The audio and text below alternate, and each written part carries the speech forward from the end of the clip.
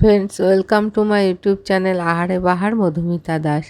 আজ আমি আপনাদের কাঁচা আমের প্লাস্টিক চাটনি করে দেখাচ্ছি। এর জন্য আমি কড়াই বসিয়ে গ্যাসে প্রয়োজন মতো সরষের তেল নিয়ে নিলাম। 3টা তেজপাতা দিলাম ও 3টা শুকনা লঙ্কা দিয়ে দিলাম সরষা।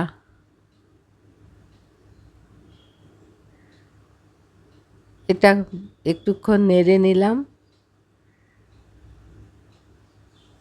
কাঁচা আম আমি সিদ্ধ করে সেটা মিক্সিতে বেটে নিয়েছি, সেটা আমি এর মধ্যে দিয়ে দিলাম।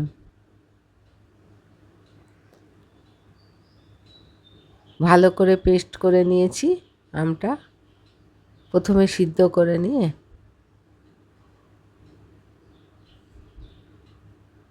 এবার খুব ভালো মতো এটাকে আমি নেড়ে যাচ্ছি। 4-5 মিনিটের মতো এভাবে আমি নেড়ে যাব।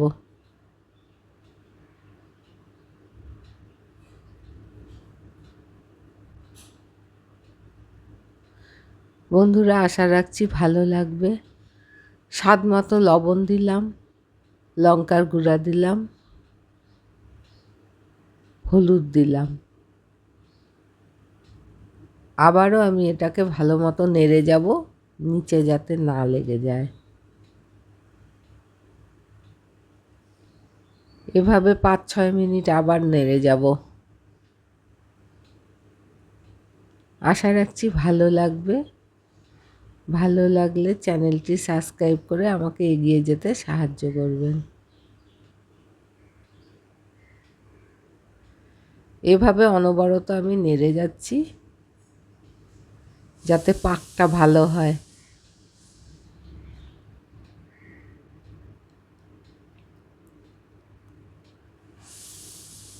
এবারে আমি চিনি দিলাম, প্রয়োজন মতো চিনি দিয়ে দিলাম। আমটা যেরকম, যার কাছে আম যেরকম টক হবে সেই রকম চিনি দিতে হবে।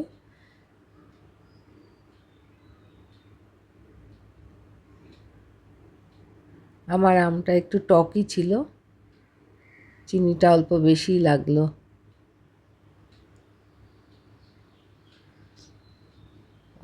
বেশ 5-6 মিনিট ধরে এভাবে নাড়ার পর আমার এই ধরনের একটা কালার এসে গেল, চিনিটাও মিক্সড হয়ে গেল।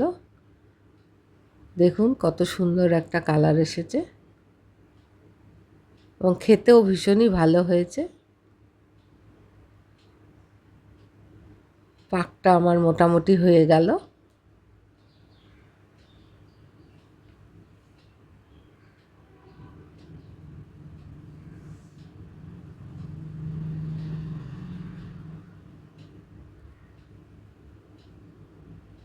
এবার আমি কিছু কিশমিশ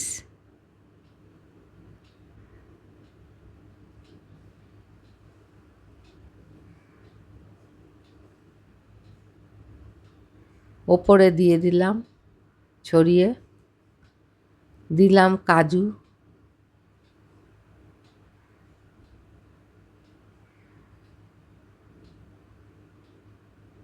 এটা একদম বিয়েবাড়ির স্টাইলে হয়েছে, খেতেও ভীষণই ভালো হয়েছে। আপনারা করে দেখতে পারেন, আশা রাখছি খুবই ভালো হবে।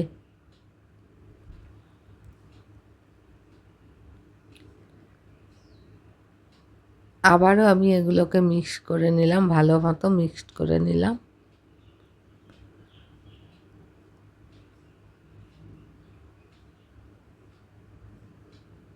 একটা আঠা ভাব চলে আসলো। এবার আমার এটা হয়ে গেল মোটামুটি।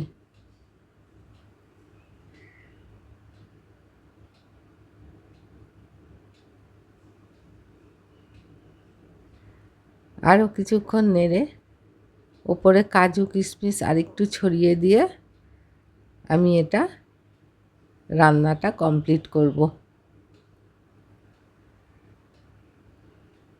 আমার আমের প্লাস্টিক চাটনি রেডি হয়ে গেল। আশা রাখছি বন্ধুরা ভালো লাগবে। ভালো লাগলে লাইক ও শেয়ার করতে ভুলবেন না।